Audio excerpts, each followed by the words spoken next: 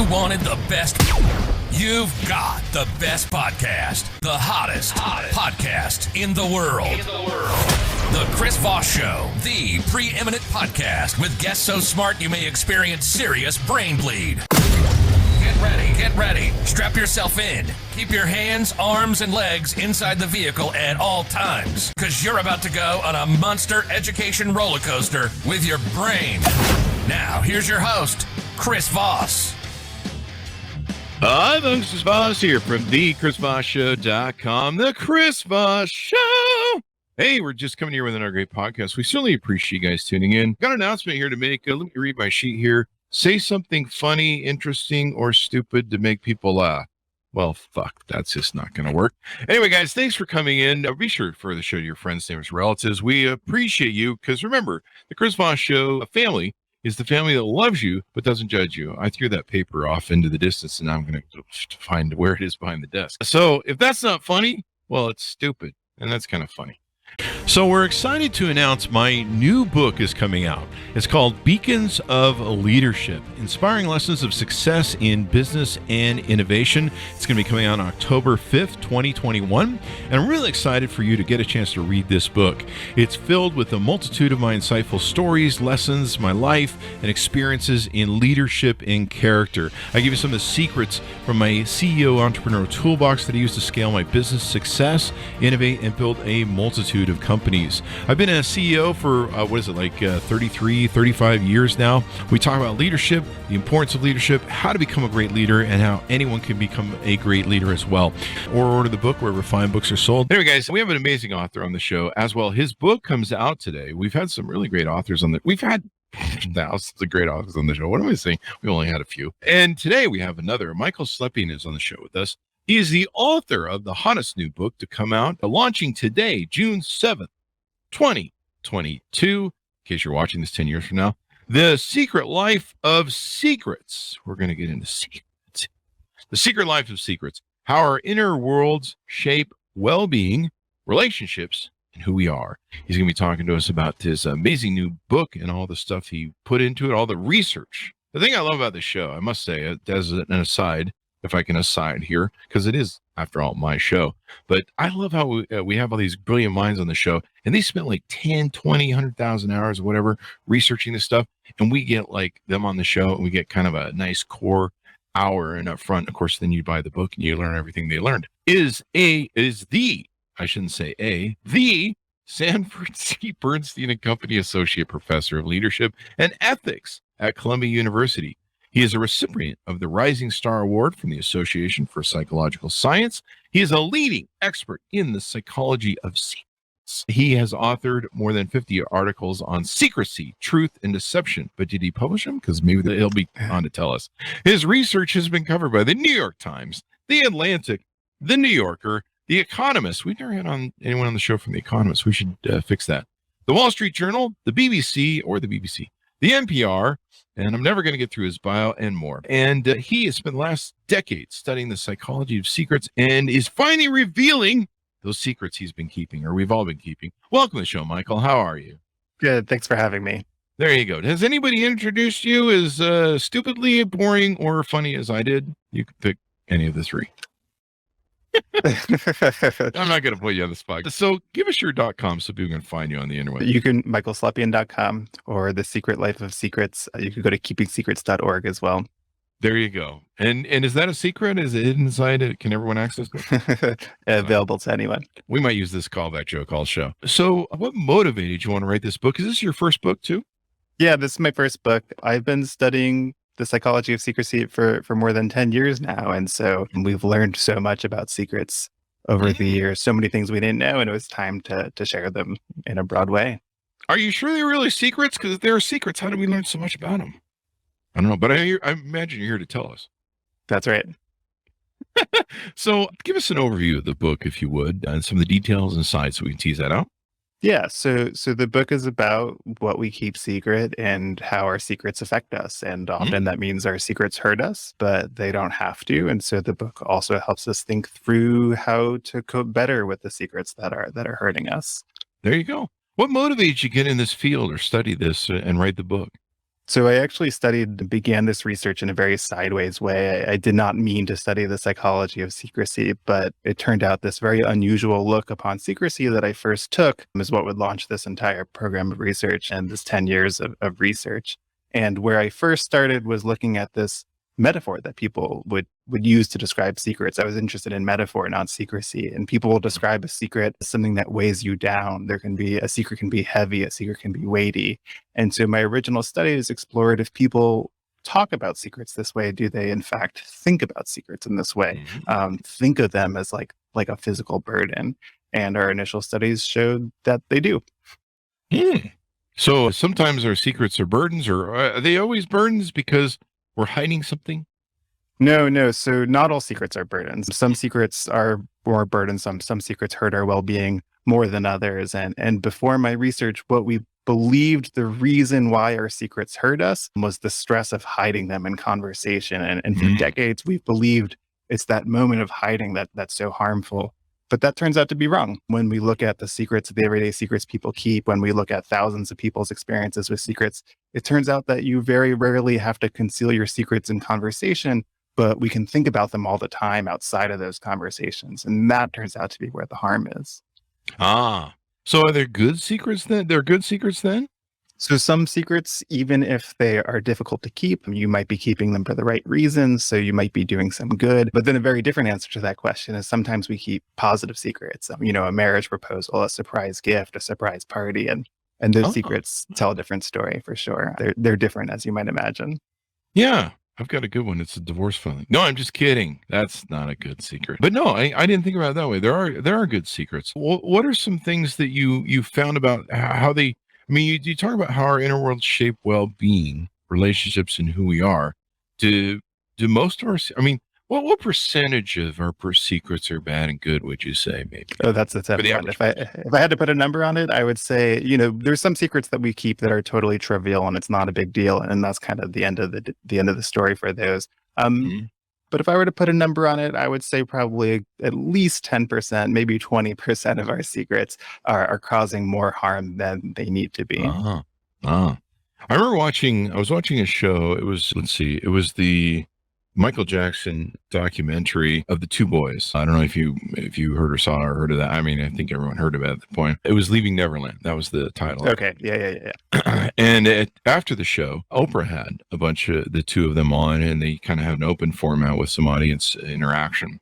And I remember a gentleman stood up quite poignantly, and he'd written a book on child abuse. He'd been abused by it in his neighborhood. And the secret had torn him up for most of his life until he finally let it loose. And he made a comment that was really interesting to me, where he said, the secrets can be like a poison inside you, and they just fester and you die unless you let them out. They're kind of like a snake bite, where you get the poison in you until you bleed that thing out and maybe suck out some of the poison and get it out of your system. It's going to fester and eat at you and almost become malignant in the case of a rattlesnake. And for some people it does. I mean, some people commit suicide over their secrets.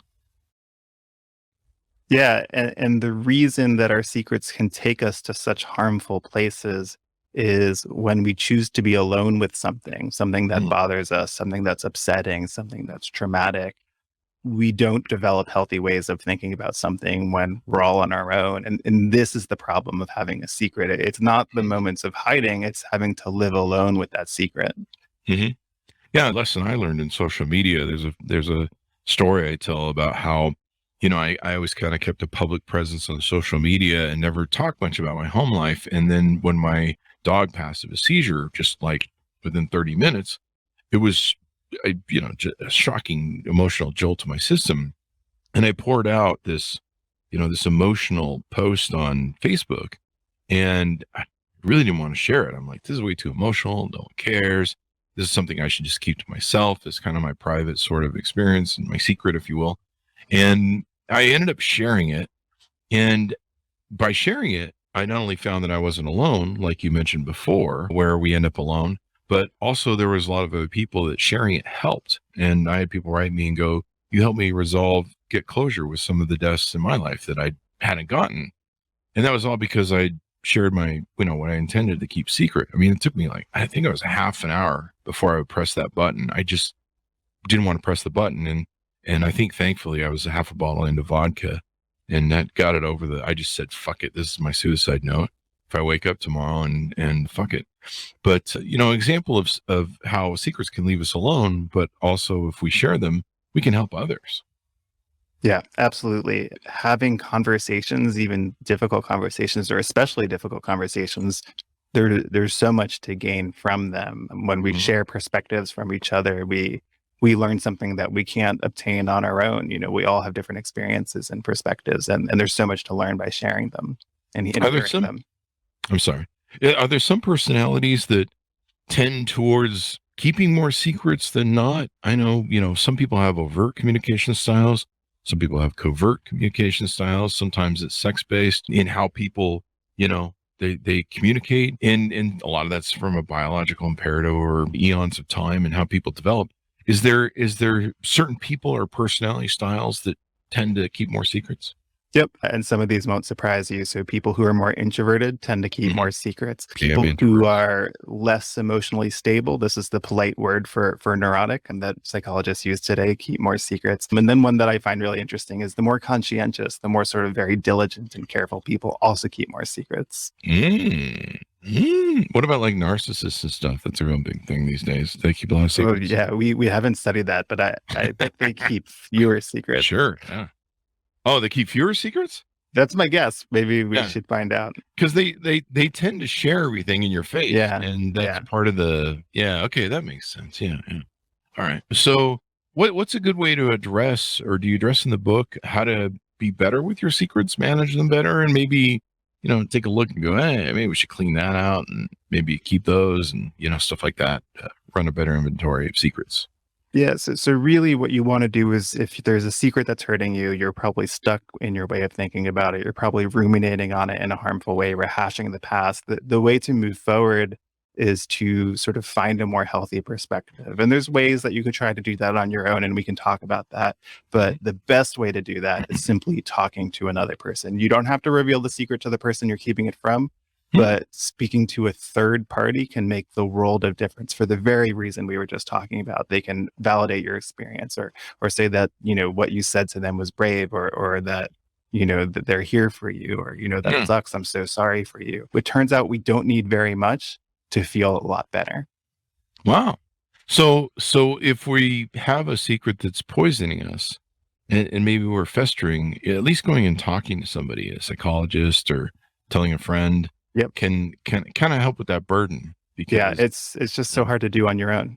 Yeah. And it probably goes back to that thing I said earlier, with, the secret inside you. Once he made the comment that once he told someone, it made a difference. And, going back to that, I mean, you look at a lot of the secrets, maybe the Boy Scouts, Catholic Church, I'm using some, extreme secrets here, but overall, no one called out some of the activities that are going on. There's a lot of different things like that throughout the world, I guess. But as an example, until enough people said, hey, that happened to me too, and I've kept it secret all these years because I thought it was only me, then you see a sea change in attitudes, or see a sea change in, social standards and stuff like that.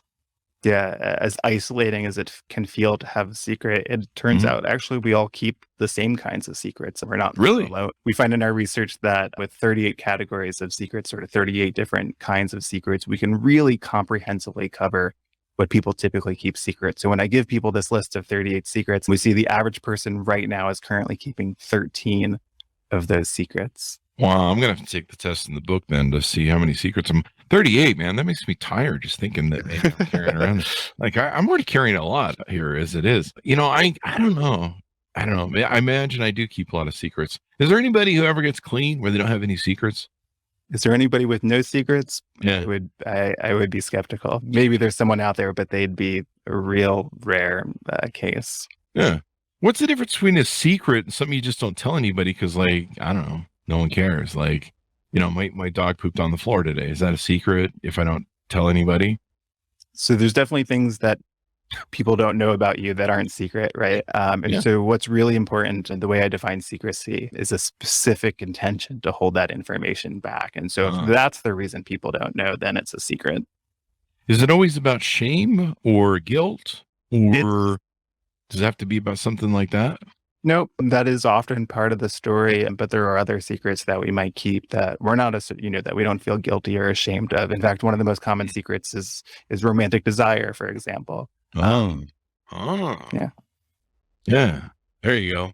Like, I'm attracted to so and so, but I won't tell them. But I'm a secret. What do they call it? Secret admirer. So secret admirer secrets. Yeah, there you go.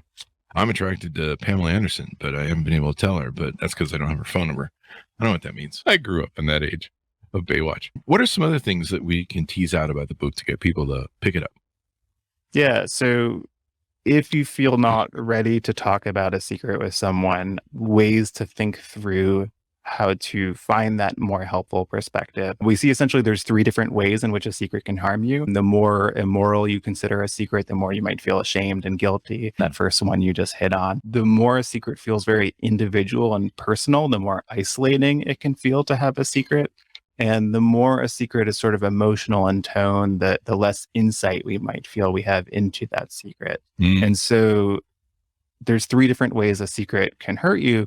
But the good news in that is there's 3 different ways in which a secret doesn't have to hurt you. And so understanding the ways in which it's hurting you or sort of help you realize the ways in which it's not hurting you. And that sort of is your first clues on the helpful paths forward. It is. I've seen people that have had issues with anger and gaslighting and different issues that give them rage. And by exposing their secret, that was the psychology behind it the whole time. They were fighting the secret was poisoning them. It was driving them mad. And by releasing that and telling people, it freed them from that thing. And it was torturing them in the inside. And that's why they were acting that way with gaslighting. And when they would react to gaslighting or stuff, a lot of people with trauma go through that. Let's see, you researched more than 50,000 participants, and you went through people with ambitions, addictions, mental health challenges, hidden relationships, and financial struggles. What was something that comes out of it that's like a favorite story of yours, or maybe something that you're maybe surprised to learn? One of the most surprising things to learn when I first started this research, where I first started was, looking at this metaphor people had for secrets, right? And those studies were finding that simply thinking about a secret would bring online this sense of burden. And some people, when they heard about that research, they would say, well, that doesn't, that's not secrecy. To study secrecy, you need to have 2 people in a room and have one person hiding something in conversation from another. And so that's when we first started thinking, well, maybe part of the harm of secrecy is not just moments of hiding. Maybe it's just having a secret in your own head and having to think about it time and time again. And so when we first started looking at these 2 different ways that a secret might hurt you, having to ruminate on it and having to hide it in conversation, I expected we would find harm from each of those experiences. But it turns out that after you account for the harm of simply ruminating on a secret on your own time, we see no harm left over for concealment. It turns out that concealing secrets is the easy part. Hiding in conversation, you just don't say the thing that would reveal the secret. We don't often ask people about their secrets. We don't ask people, have you ever cheated on your partner? That's not a very common question. And so we don't often have to hide our secrets. And when we do, we're really prepared for those moments because that's the whole point. But what we're not prepared for is all the times our mind is going to return to that secret when we feel alone with it in our thoughts. Yeah, sometimes you keep a secret for a long time, and it's, to go back on what you're talking about, sometimes we fear the result more than the secret itself, and holding it a secret actually does more damage. I'll give you an example. One of a gal I dated, I was engaged to for about 1.5 years. I knew she had a prior marriage, and about 1.5 years into the relationship, I think we were having a Sunday dinner at her mother's house, and her brother was over, and her brother let slip that she'd had 2 marriages instead of 1. And I had not been told that on purpose. That was the secret. And if she had told me initially that she'd been married twice, the second one was like some quick annulment sort of thing or problem, or actually, I don't think it was, but it was enough to make me go, it wouldn't have bothered me if I would have been told up front. But it was the fact that it had been hidden from me and would have continued to be hidden from me probably up until the time I married her that really made me lose a lot of trust. And it made me also go, well, tip of the iceberg, what else is there? And so might have been a good example of what you're talking about. Yeah, yeah. And I think there's two really important lessons in that story. One is that often it's the secret keeping that can hurt more than learning what the secret is about. We see in our research that when people reveal secrets, it goes far better than they expect. It's never the worst scenario. And then also, if there's a secret that's going to be learned eventually, or if it could come out accidentally, you probably want to get ahead of that and reveal it on your own terms. Yeah. That's probably why a lot of people, the politicians do that. When they get a warning, the New York Times is going to put out a story. They're like, we should probably just admit to it now because it's coming out, and then get ahead of it. But yeah, I mean, like I said, if she would have told me that, I wouldn't have cared. I've been like, okay, cool. You're married once, you're married twice. I mean, whatever. Don't care. But it was the hiding of it that got me, and it just made me question and go, well, what else is there? What else have I been lying about? Like, who the hell are you?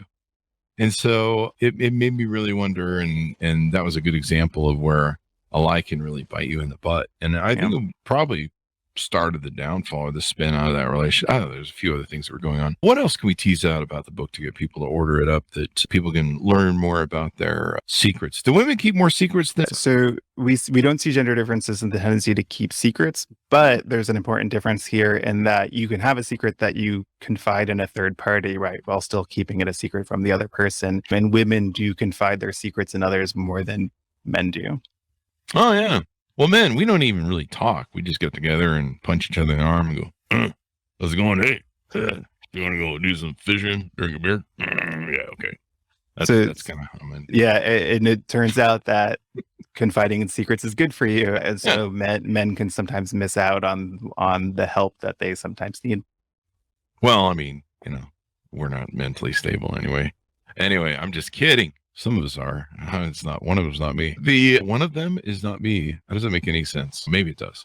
But you're the psychiatrist. You tell me. So anything more you want to tease out on the book before we go? I mean, we could think a little bit more about what it means to keep a secret in a relationship. Yeah. Sometimes when you're doing that, sometimes you're doing it because you just want to protect yourself and you don't want your, romantic partner to think worse of you. But sometimes you're very concerned about the secret coming out and damaging the relationship itself. And so the big question is, what do you do in that scenario? So the classic example is you cheated on your partner, and maybe it was a one-time thing, and is there a benefit to revealing it to them? And that's a really tricky question. And so a few things to consider if you're in a similar situation, even if it's not infidelity, something else, is the reason that you're revealing this thing to make yourself feel better, because there's a chance that revealing this thing can make you feel better but make your partner feel a whole lot worse.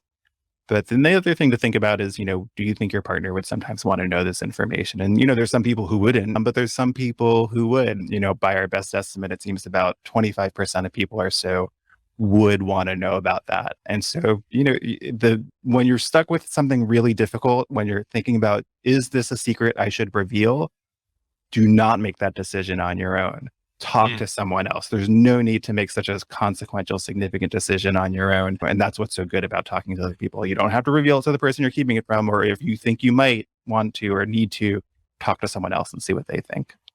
That's a good point. Yeah. Does the book help people determine if, should this be a secret I should keep, or should it not be a secret I should keep? Yeah, it sort of help you balance. It walks through thinking through those very decisions. I can go through all my decisions and be like, this is a good secret. Keep this one. No, get rid of that one. That sort of thing. There you go. Well, it's been wonderful to have on the show, Michael. Very insightful. And now I've got to think about my secrets and my secrets of secrets and all that good stuff. I like to tell people in relationships my secrets because I'm like, if you're going to leave me, here's some secrets. So let's see if that works. Damn, they're going to stay. Now I got to come up with something else to drive them away so they can have some peace and quiet and go do whatever I want. Not being annoyed. But that's a whole new psychiatry lesson you'll have to come back for. Thanks for coming on the show, Michael. Give us your .com so people can find you on the interwebs. Thanks for having me. You can go to michaelslepian.com to get to my website. You can go to keepingsecrets.org to look at what are the common secrets, take the survey yourself, see how your secrets compare to people of your gender and age, or just look up The Secret Life of Secrets, which is the book. The Secret Life of Secrets, How Our Inner Worlds Shape Well-Being, Relationships, and Who We Are by Michael Slepian. Thanks for Michael for coming on the show. We really appreciate it, man. Thanks for having me. There you go. Thanks, my audience, for tuning in. We always appreciate you guys, the family that the Chris Voss Show is the family that loves you but doesn't judge you. The best kind of family there is. Refer the show to your friends, family, relatives. YouTube.com/Chris Voss. Let's see, Goodreads.com/Chris Voss. All the groups on Facebook, LinkedIn, Twitter, all the crazy places those kids play. Thanks for tuning in. Be good to each other. Stay safe. We'll see you guys next time.